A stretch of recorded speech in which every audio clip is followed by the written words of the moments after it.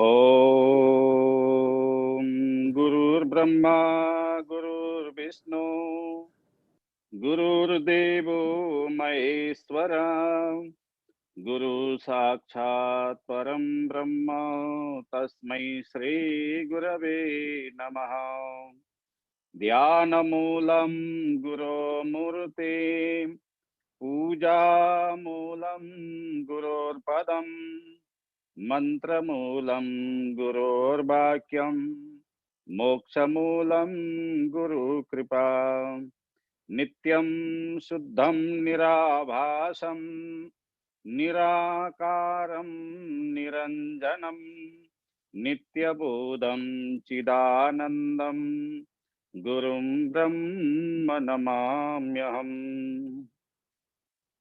शुक्लां ब्रह्म विचारसार परमां माद्यं जगद्व्यापिनीं बीडा पुस्तकधारिणीं भवयदां जाड्यन्धकारापहाम् हस्ते स्फाटिकमालिकां विदधतीं पद्मासने संस्थितां वन्दे तां परमेश्वरीं भगवतीं बुद्धिप्रदां शारदां या कुन्देन्दुतुषारहारधवला या शुभ्रवस्त्रावृता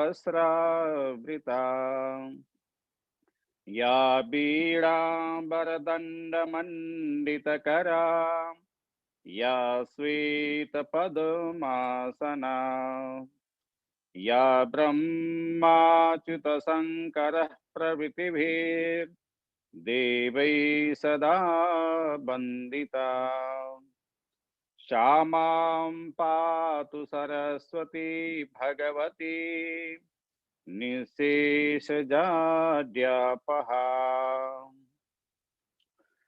पार्थाय प्रतिबोधितां भगवता नारायणेन स्वयं व्यासेन ग्रथितां पुराणमुनिना मध्ये महाभारतम् अद्वैतामृतवर्षिणीं भगवतीमष्टादशाध्यायिनीम् मम्ब त्वामनुसन्दधामि भगवत् गीते भवद्वेषिणीम्। नमोऽस्तु ते व्यासविशालबुद्धे फुल्लारविन्दायतपत्रनेत्र येन त्वया भारततैलपूर्णः प्रज्वालितो ज्ञानमय प्रदीपः प्रपन्नपारिजाताय स्तोत्रवेत्रैकपाणये ज्ञानमुद्राय कृष्णाय गीतामृतदुहे नमः। वसुदेवसुतं देवं कंसचाणूरमर्दनं देवकी परमानन्दं कृष्णं वन्दे जगद्गुरु। वंशी विभूषितकरानवनीरदावात् पीताम्बरादरुणबिम्बफलादरोष्टात् पुरुडेन्दुसुन्दरमुखादरविन्दनेत्रात् कृष्णात् परं किमपि तत्त्वमहं न जाने। कृष्णात् परं किमपि तत्त्वमहं न जाने। श्री परमात्मने नमः। समुपस्थित गीता अध्ययन निमित्त उपस्थित हुनुभएका सम्पूर्णमा नमस्कार गर्दै आजको पाठलाई हामी अगाडि बढाउन गइरहेका छौं। हामीले पिछला दिनमा दोस्रो अध्यायका 60वां श्लोकसम्म हामीले अध्ययन गरिसकेका छौं र आजको क्रममा हामी 61 देखि अगाडि बढ्नेछौं।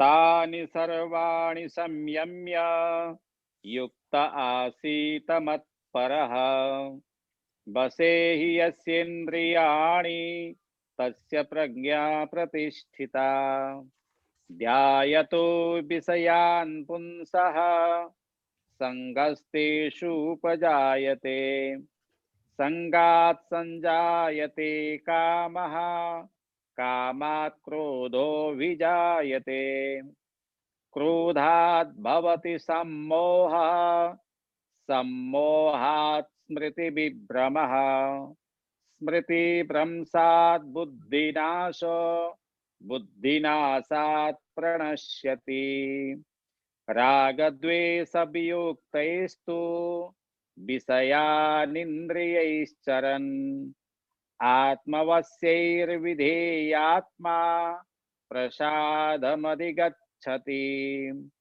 प्रसादे सर्वदुःखानां हानिरस्योपजायते प्रसन्नचेतसो ह्यासु बुद्धिः पर्यवतिष्ठते।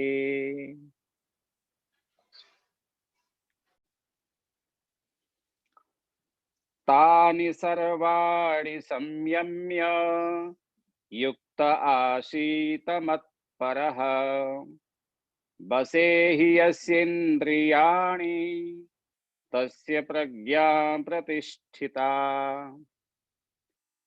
तानि सर्वाणि संयम्य युक्त आसीत मत्परः वसे हि यस्येन्द्रियाणि तस्य प्रज्ञा प्रतिष्ठिता। यो श्लोकको उच्चारण अब हामी यसलाई पदच्छेद गर्दछौं। सबभन्दा पहिला तानि सर्वाणि संयम्य युक्त आसीत मत्परः वसः हि यस्य इन्द्रियाणि तस्य प्रज्ञा प्रतिष्ठिता। यो पदच्छेद भयो। अब हामी अन्वय गर्छौं। मत्परः प्रथम लाइनको अन्तिममा मत्परः बीचमा युक्तः तानि पहिला तानि सर्वाणि संयम्य बीचमा माथिल्लो लाइनकै आसीत हि यस्य इन्द्रियाणि वसे तस्य प्रज्ञा प्रतिष्ठिता। यो भयो अन्वय। मत्परः मलाई आफ्नो हृदय स्थानमा राखेर या मतपरायण भएर भगवान भन्नुहुन्छ मलाई जसले निमित्त मानेर कर्म गर्दछ। मत्परः भनेको भगवान प्रति समर्पण भाव राखेर युक्तः भक्ति योगी अर्थात योगी जनहरू जो परमात्मा प्रति आस्था राखेर परमात्मा परायण भएर चाहिँ कर्म गर्दछन्। युक्त भएर जो कर्म गर्दछन् भक्ति योगी युक्तः भनेको भक्ति योगी।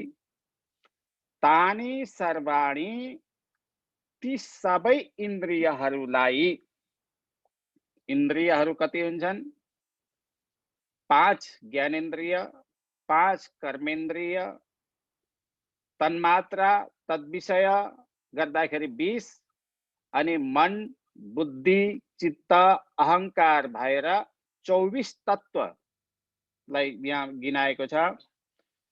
24 तत्व अर्थात पंचमहाभूत, पंच पृथ्वी, जल, तेज, वायु, आकाश, यी के भए?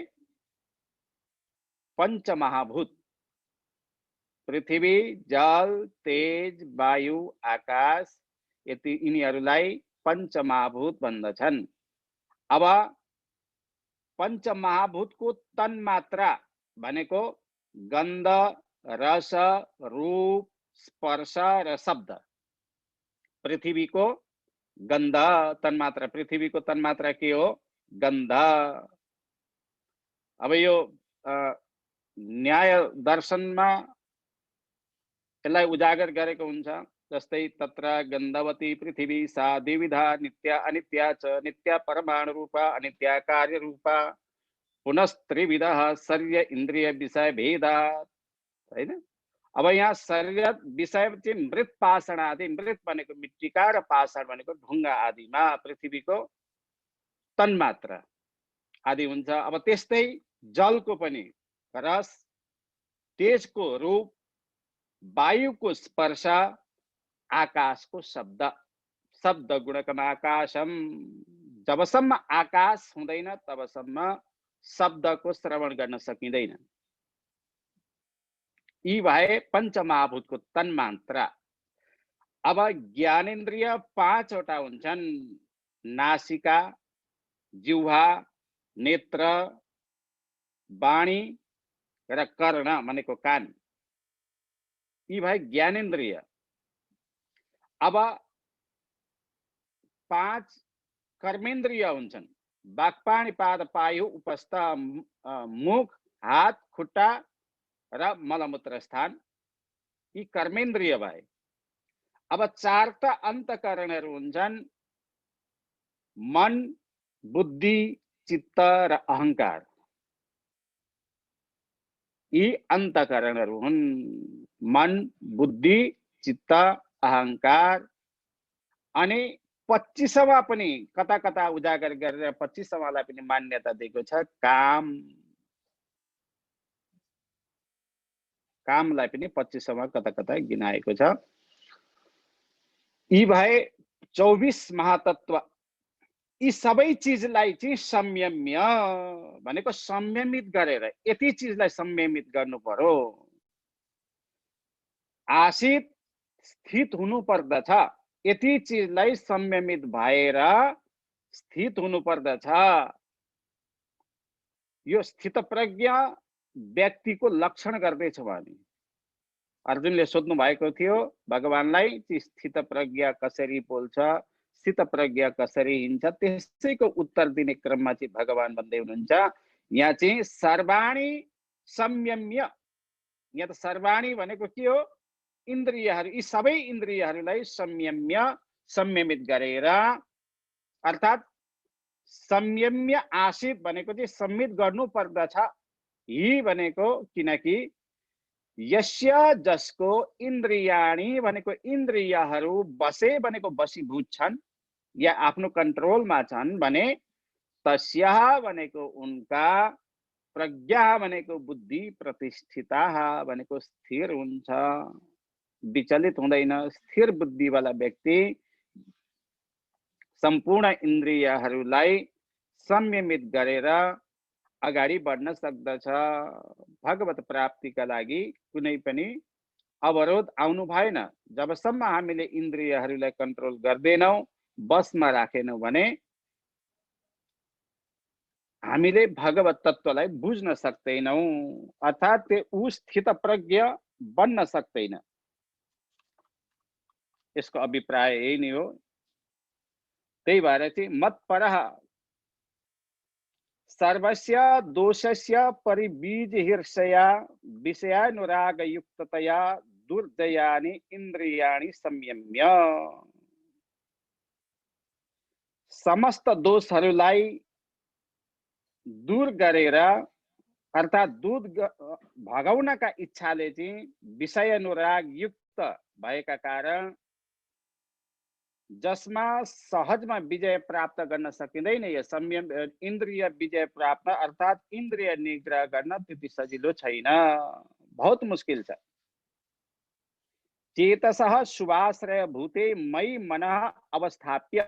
भगवान भन्नुहुन्छ शुभाश्रय भूते मलाई मनुष्यका हृदयमा विराजमान गरेर, अर्थात मनुष्यले मलाई विराजमान गरेर जो व्यवहार गर्दछ, मयि मनः अवस्थाप्य भनेको मलाई मनमा स्थापना गरेर समाहित आसीत्, समाहित गरेको छ भने चाहिँ मनसी मद विषय सती निर्दग्धाशेष कल्मषतया निर्मलीकृतम। जन्म जन्मान्तरमा गरेका उसले पापहरू स्वयं नष्ट भएर जान्छन्।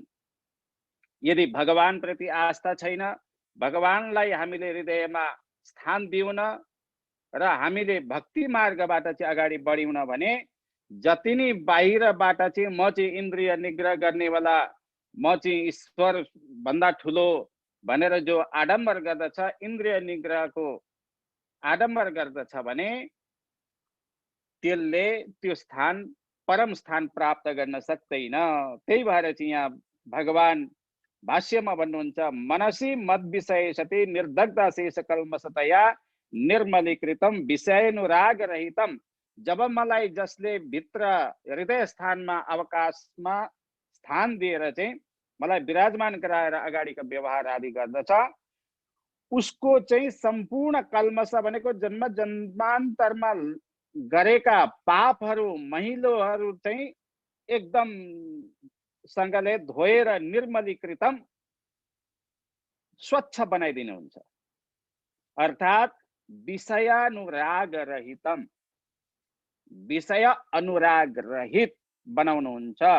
मनः इन्द्रियाणि स्ववशानि करोति, अनि मात्र उसले मनलाई कन्ट्रोल गर्न सक्दछ, आफ्नो बसमा राख्न सक्दछ। जबसम्म निर्मलीकृत्य भगवानलाई भित्र राखेर हामीले इन्द्रिय निग्रहमा गरेका तपस्याहरू योगहरू जति पनि छन्, यदि हामीले भगवानलाई भित्र राखेर गर्न सक्यौँ भने हामी सक्सेस हुन सक्दैनौँ। ततः बसेन्द्रियम मनः, अब यति गरेर आफ्नो मनलाई बसमा गरेको छ भने चाहिँ आत्मदर्शनाय प्रभवति, आत्मदर्शनका लागि चाहिँ प्रवृत्त हुन्छ। उक्तम च भनेको पनि छ यथाग्निरुद्धत शिखः कक्षम दहति सानिलः तथा चित्तस्तु विष्णु योगिनाम सर्वकिल्मिषम। एउटा सानो परालका कुनीमा आगो लाग्यो र त्यति बेला हावा लागिदियो भने क्षणभरमा चाहिँ त्यो परालको कुन्यु नष्ट हुन्छ।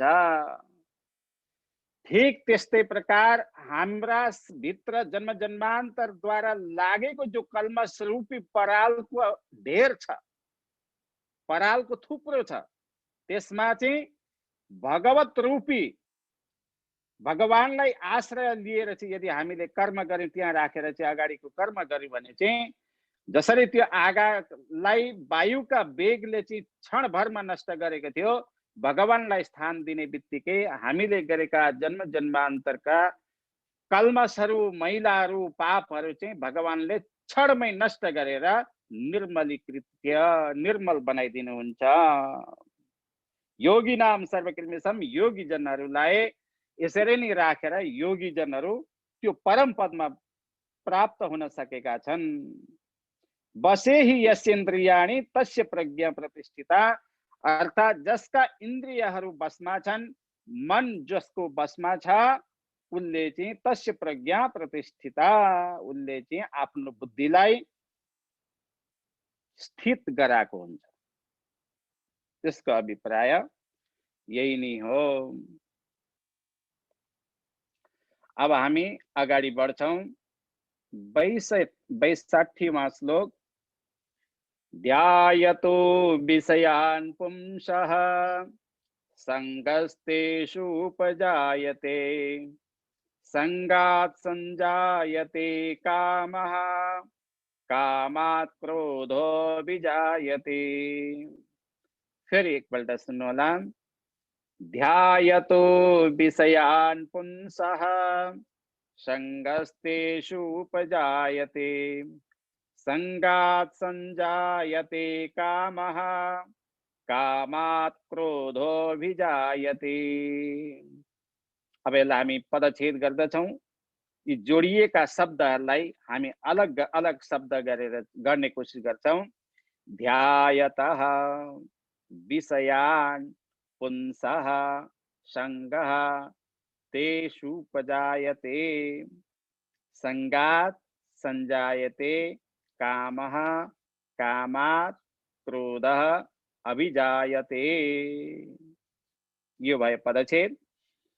अब यसलाई हामीले अन्वय गर्छौं। विषयान्, पहिला लाइनमा दोस्रो शब्द विषयान् ध्यायतः, पहिले पुंसः बीचमा, तेषु संगः उपजायते, संगात् कामः संजायते, कामात् क्रोधः अभिजायते।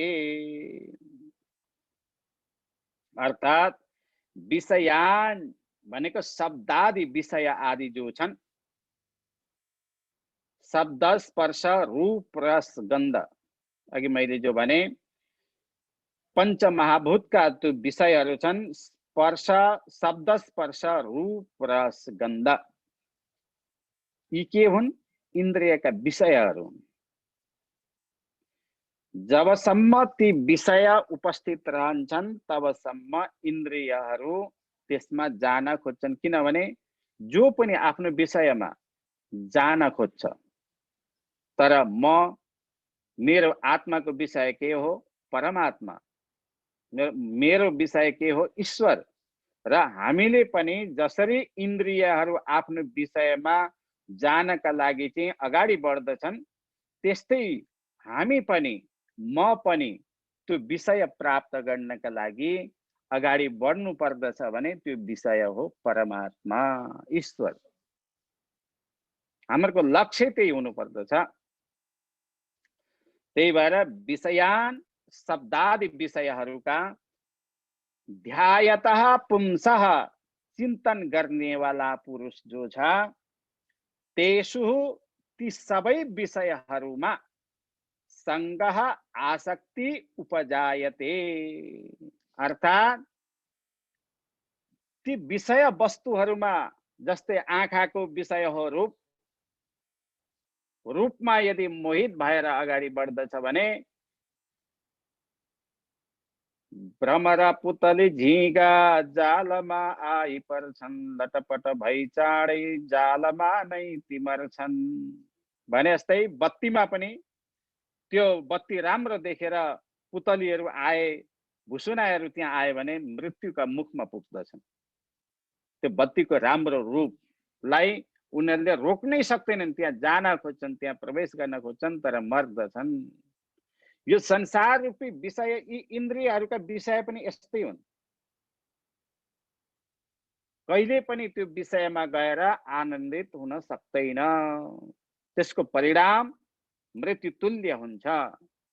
सम्पूर्ण इन्द्रियहरूका जति पनि विषयहरू छन्, ती विषय भोग गरिसकेपछि मृत्यु तुल्य प्राप्त हुन्छ।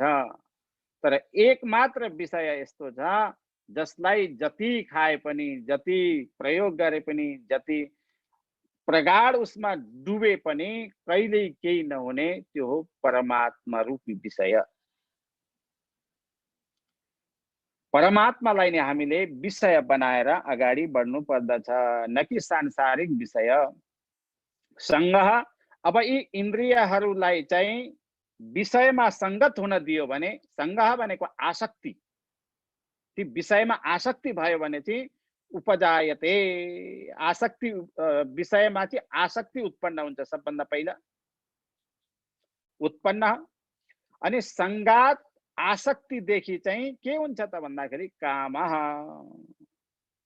उसको संगतले के गर्छ? आसक्ति जाग्ने बित्तिकै काम, उसलाई प्राप्त गर्ने, उसलाई भोग्ने विषय अगाडि बढ्दछ।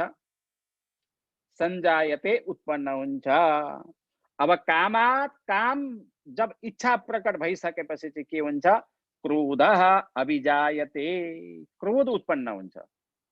अर्थात मनले त्यसको संगत गरियो, सङ्ग हुने बित्तिकै काम वासना, त्यसलाई प्राप्त गर्ने स्थिति उत्पन्न भयो।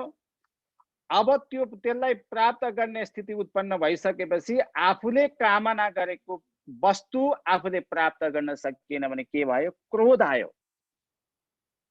मैले इच्छा भएको वस्तु किन पाइन मैले, यसमा को बाधक बन्यो भनेर उ क्रोधित हुन्छ। जब क्रोध उत्पन्न हुन्छ अब अधोगति, अब यसको विनाश निश्चित छ। क्रोध हुने बित्तिकै सम्पूर्ण विवेकलाई उसले हराइदिन्छ, मस्तिष्क शून्य हुन्छ। उचित अनुचित, कर्तव्य अकर्तव्य, मान सम्मान आदि सबै चीजको चाहिँ ख्याल नगरिकन उसले क्रोधद्वारा चाहिँ एकदम यथाभावी व्यवहार गर्न थाल्दछ।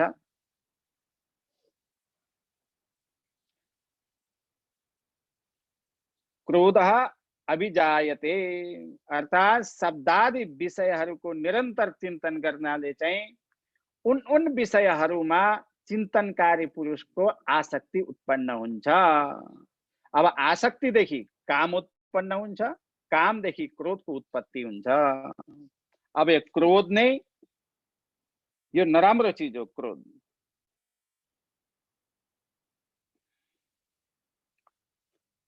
अनिरस्त विषयानुरागस्य, जसले विषय प्रतिको अनुरागलाई अनिरस्त हराएको छैन। यी मयि अनिवेशित मनसः, मलाई भगवान भन्नुहुँदैछ, मलाई जसले उसका मनमा स्थान दिएको छैन, मद विषय बनाएको छैन, इन्द्रियाणि संयम्य अवस्थितस्य अपि, उसले जति नै अगाडि इन्द्रियहरूलाई मैले बसमा गरेको छु भनेर जति नै ढिडोरा पिटोस्, अर्थात गफ लगाओस्, अनादि पाप वासनया विषय ध्यायम अवर्जनीयम स्यात्, अर्थात पाप वासना द्वारा हामीले पूर्व जन्ममा पनि इन्द्रिय निग्रहका लागि त्यो बाटो हिँडेका हुन्छौं। तर त्यसका साथसाथमा चाहिँ कल्मस आदि हामीले जन्म जन्मान्तरका पाप पनि सँगै टाँसिएर आएको हुन्छ। त्यही भएर चाहिँ यदि मलाई विषयकारक नबनाइकन इन्द्रिय निग्रहको गफ पिट्दछ भने, गफ लाउँदछ भने चाहिँ त्यसले विषयलाई छोड्न सकेको हुँदैन।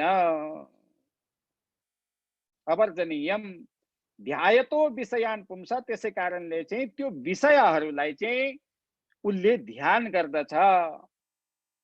पुनरपि संगः अति प्रविद्धो जायते, पुरुषको उस विषयमा चाहिँ आसक्ति फेरि अधिक बढ्न थाल्दछ।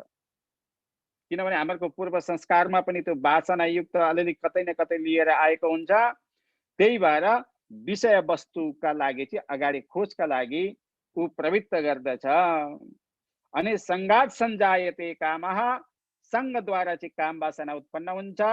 कामो नामः संगस्य विपाक दशा, काम भनेको के हो भन्दाखेरि संगको चाहिँ विपाक दशा, परिपक्व फल्ने काम हो। पुरुषो याम दशाम आपनोति विषयान अभुक्त्वा, पुरुष जो छ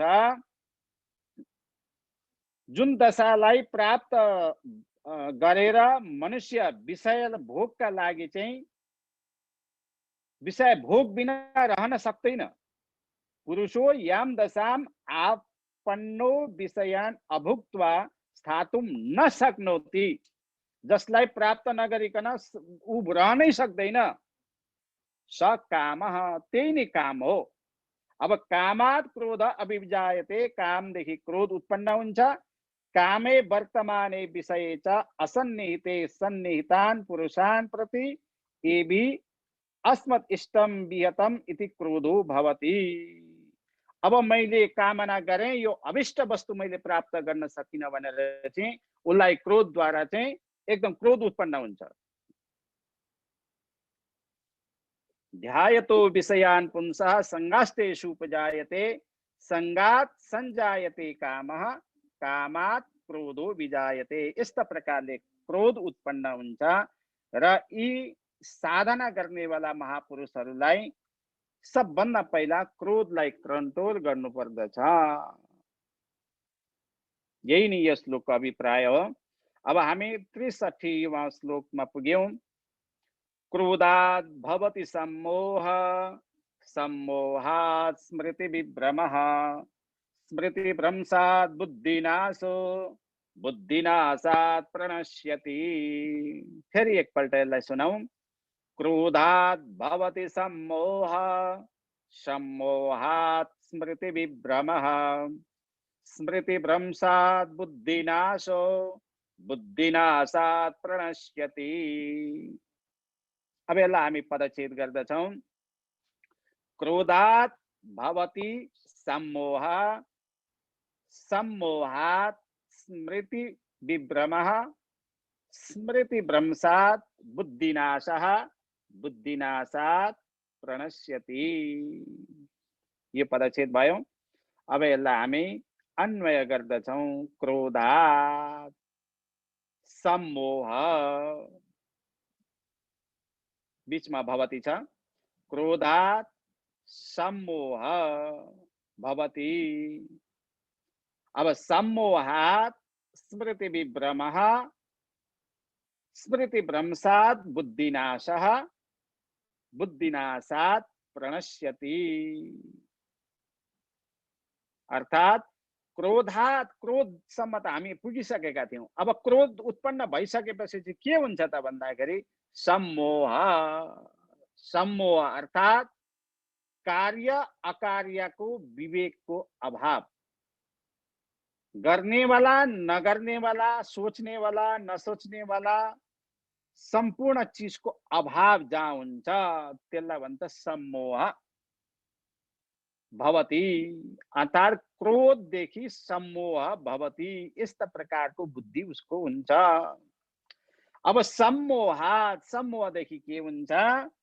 स्मृति विभ्रमः, स्मृतिको नाश हुन्छ। अर्थात् स्मृतिको नाश हुने बित्तिकै हामीले जन्म जन्मान्तरमा गरेका पुण्य कर्मद्वारा, योगाभ्यासद्वारा, इन्द्रिय निग्रहद्वारा हामीले अमुक स्थिति प्राप्त गरिसकेका हुन्छौं। जस्तै आजकल हामी देख्छौं मसिना मसिना बाल बालिका आदिमा छोटै उमेरमा चाहिँ कोही योगी बनेका छन्, सम्पूर्ण योग कलालाई जानेका छन्, छोटै उमेरमा शब्दको चयन गरेर चाहिँ कविता लेख्न थालेका छन्, छोटै उमेरमा जसले चाहिँ 15-20 साल अभ्यास गर्दा पनि गर्न सकेका छैनन्, त्यस्ता कर्महरू साना साना प्रतिभा लिएर चाहिँ मसिना मसिना बच्चाहरूले गरेका हामीले देख्दछौं। यो संस्कार पूर्व जन्ममा गरेका कर्मद्वारा चाहिँ अधुरो रहेको चीजलाई पूरा गर्नका लागि चाहिँ यो जन्ममा आएका हुन्छन् ती व्यक्तिहरू र अगाडि उनीहरूले बढाउँदछन्। हो यही चीजलाई चाहिँ यहाँ स्मृति विभ्रमः भनेको चाहिँ यो स्मृति हामीले पूर्व जन्ममा गरेको स्मृति रहँदैन, अर्थात् त्यसलाई नष्ट गराइदिन्छ। स्मृति भ्रंशात्, अब यो स्मृति ध्वंस भइसकेपछि चाहिँ बुद्धिनाशः, बुद्धिको विनाश हुन्छ। बुद्धिनाशात्, जब बुद्धि नै नाश भइसकेपछि बचो के फेरि? प्रणश्यति, अर्थात् मृत्युका मुखमा यो भवसागर रूपी जो मृत्यु भन्दा पनि ठुलो यो भवसागर छ, यसमा फेरि आएर जाकिन्छ। क्रोधात् भवति सम्मोह सम्मोहात् स्मृति विभ्रमः स्मृति भ्रंशात् बुद्धिनाशो बुद्धिनाशात् प्रणश्यति।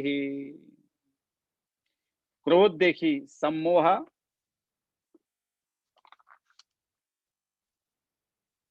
सम्मोह कृत्याकृत्य विवेक शून्य। सम्मोह भनेको गर्ने नगर्ने वाला जो विवेक जहाँ हुनु पर्थ्यो त्यसको शून्यता हुनु। तथा सर्वम करोति, अब त्यो विवेक शून्य भएपछि त्यो व्यक्तिले चाहिँ जे पनि गर्न सक्दछ। ततश्च प्रारब्धे इन्द्रिय जयादिके प्रयत्ने, प्रारब्धमा भनेको पूर्व जन्ममा जो इन्द्रिय जयादि भनेको इन्द्रिय निग्रहका लागि प्रयत्न जो प्रयत्न गरेको थियो त्यो व्यक्तिले, त्यसको पनि स्मृति भ्रंश भवति, त्यो स्मरण शक्ति पनि अर्थात् स्मृति पनि नष्ट हुन्छ। अब स्मृति भ्रंशात् बुद्धिनाश, स्मृति भ्रंश भइसकेपछि बुद्धिनाश हुन्छ। अर्थात् आत्मज्ञाने यो व्यवसाय, आत्मा र परमात्मा रूपी ज्ञानलाई प्राप्त गर्ने अर्थात् जसले यो व्यवसाय बनाएको थियो, कृत तस्य नाशः, यसलाई नाश गर्दछ। अब बुद्धिनाशात्, बुद्धिनाश भइसकेपछि चाहिँ पुनरपि संसारे निमग्नो नष्टो भवति, फेरि संसारमा आएर चाहिँ आफ्नो अस्तित्वलाई उसले खत्म गर्नेछ। यसको अभिप्राय यही नै हो। अब आज हामी पुग्यौं 64वां श्लोक। राग द्वेष वियुक्तैस्तु विषयानिन्द्रियैश्चरन् आत्मवश्यैर्विधेयात्मा प्रसादमधिगच्छति। राग द्वेष वियुक्तैस्तु विषयानिन्द्रियैश्चरन् आत्मवश्यैर्विधेयात्मा प्रसादमधिगच्छति। अब हामी यसलाई अन्वयका क्रममा बसाल्छौं। राग द्वेष वियुक्तैहि तु, जो तु छ पहिला शब्दमा अन्तिममा, यसलाई अगाडि सबभन्दा पहिला ल्याउनु पर्छ। तु किन्तु विधेयात्मा, विधेयात्मा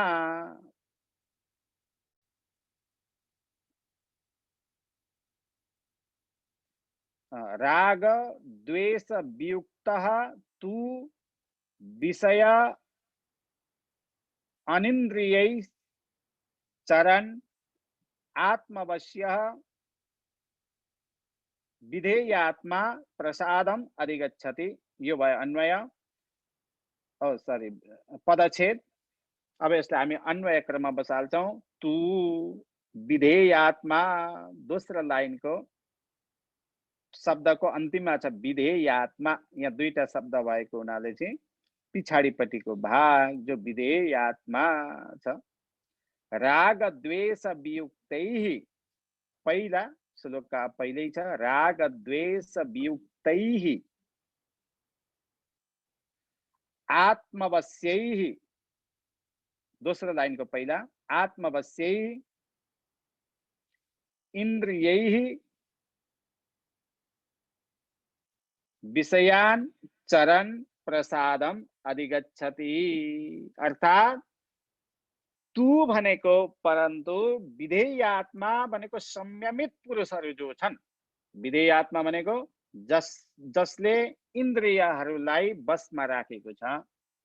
राग द्वेष वियुक्तैहि, राग र द्वेषले रहित भएर, आत्मवश्यैहि भनेको आफ्ना वशमा गरिएका, इन्द्रियैहि भनेको इन्द्रियद्वारा, विषयान् विषयहरूलाई चरन् भोग गर्दछन्, अर्थात् भोग गरे तापनि प्रसादम प्रसन्नतापूर्वक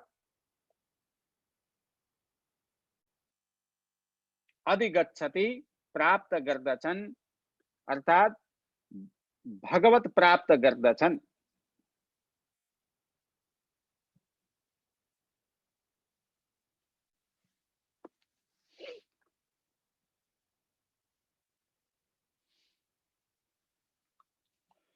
उक्तेन प्रकारेण मयि सर्वेश्वर चेतसः शुभाश्रय भूते। यहाँ भगवान के भन्न खोज्नुहुन्छ भने, उक्तेन प्रकारेण जो अगाडिका श्लोक आदिमा जो वर्णन गरियो, यसका अनुसार मयि सर्वेश्वरे, म परमात्मालाई चेतसः शुभाश्रय भूते, जबसम्म भित्र बसालेको छैन, न्यस्तमना निर्दग्ध शेष कल्मषतया राग द्वेष वियुक्तैहि, अर्थात मलाई भित्र शुभाश्रयमा राखेको छ भने निर्दग्ध शेष कल्मषतया जन्म जन्मान्तरमा गरेका कर्मद्वारा जो क्लेश पाप कर्म आदि जो छ त्यसलाई नष्ट गरेर राग द्वेष वियुक्तैहि राग द्वेष रहित आत्मवश्यै इन्द्रियै आफ्नो कन्ट्रोलमा रहेका इन्द्रियहरू जो छन् विषयान्तरण विषयहरूमा आचरण गरे तापनि अर्थात भोग गरे तापनि वर्तमानो विधेयात्मना प्रसादम अधिगच्छति।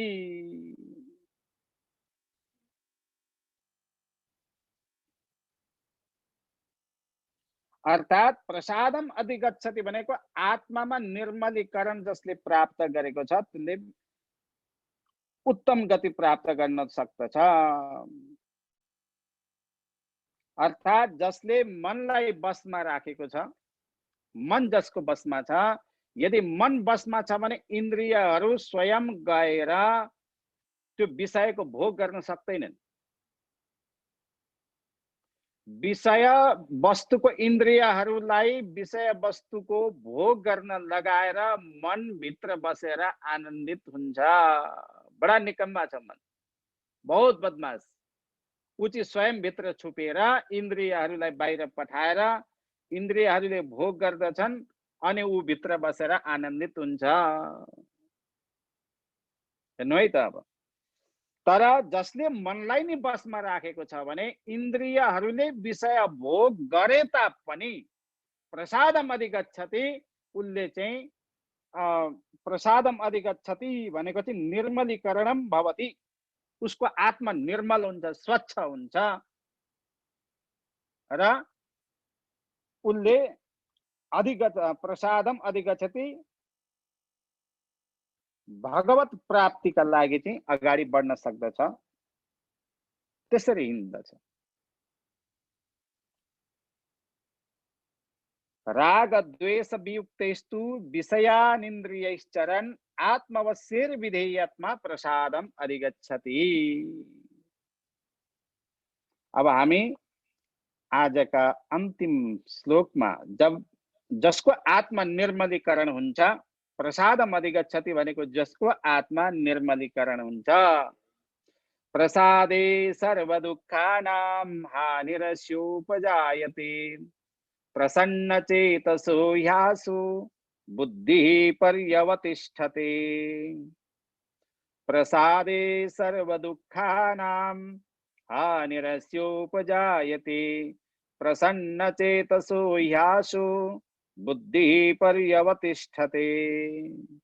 प्रसाद सर्व दुःखानां हानिरस्य उपजायते प्रसन्न चेतसः हि आशु बुद्धिः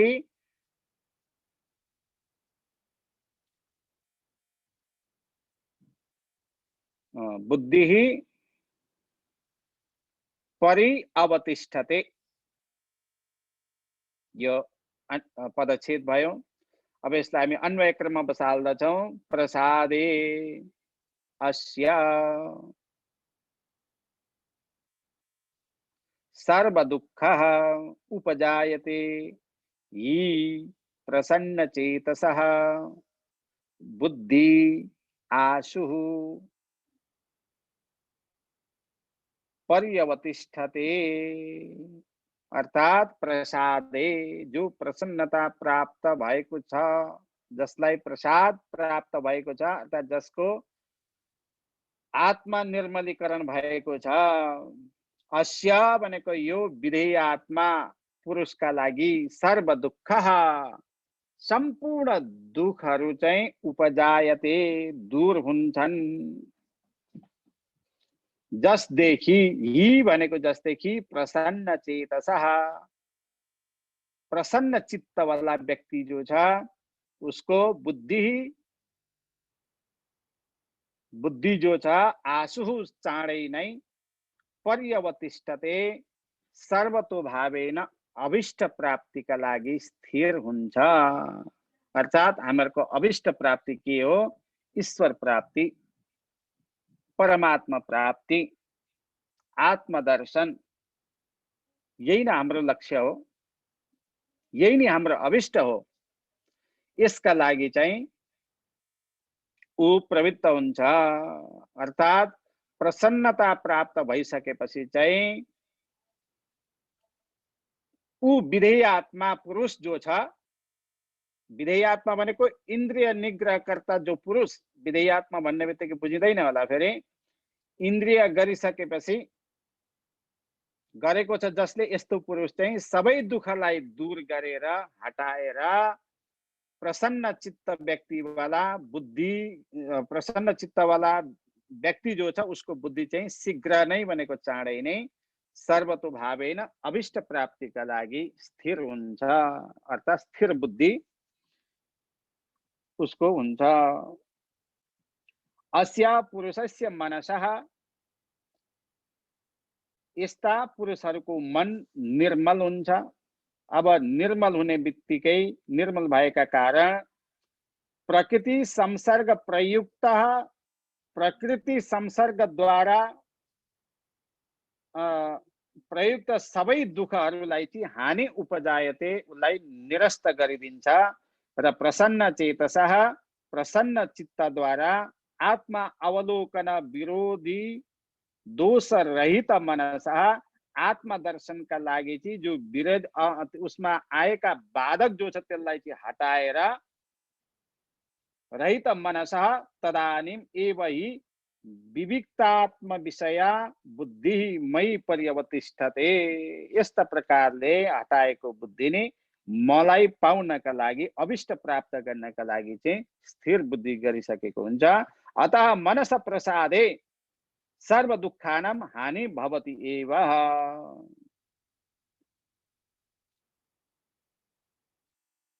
उसै क्षणमा चाहिँ मलाई उसले प्राप्त गर्न सक्दछ।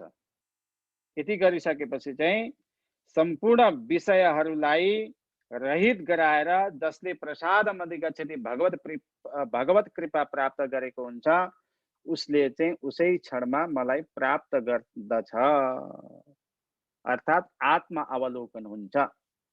यदि हामीले इन्द्रिय निग्रह गरेनौं, मनलाई आफ्नो बसमा राखेनौं, भगवानलाई आफ्नो विषय बनाएनौं भने हामी त्यो अवस्थासम्म पुग्न सक्दैनौं। हामी संसारिक भएर यही संसारमा फेरि पुनरपि जननम पुनरपि मरणम पुनरपि जननी जठरे शयनम य संसारे खलु दुस्तारे कृपया पाए पाई मुरारे। यसमा नेपालीमा पनि भन्छ नि त, अनि पनि जन्मनु अनि पनि मर्नु, अनि पनि गर्भै तिरगै पर्नु, अवता प्रभुजी पार लगाऊ, यो भवसागरबाट उठाऊ। यही नै हो। हामी फेरि संसारिक भएर यही संसारमा आउनेछौँ। अनि अहिले जो सत्सङ्गद्वारा इन्द्रिय निग्रहमा गरेका तपहरू लिएर हामी अलिकति खजाना लिएर त यो शरीरलाई हामीले छोडेका हुन्छौँ र आउनेवाला जन्ममा हामीले त्यो खजानालाई उपभोग गर्न सक्दैनौँ। फेरि शून्यमा जन्म लिन्छौँ अनि शून्यतादेखि हामी व्यवहार गर्छौँ अनि हामीसँग त्यो विवेक, उचित अनुचित आदि केही पनि रहँदैन। अनि फेरि हामी लु मलाई त केही पनि आउँदैन, म त पढ्न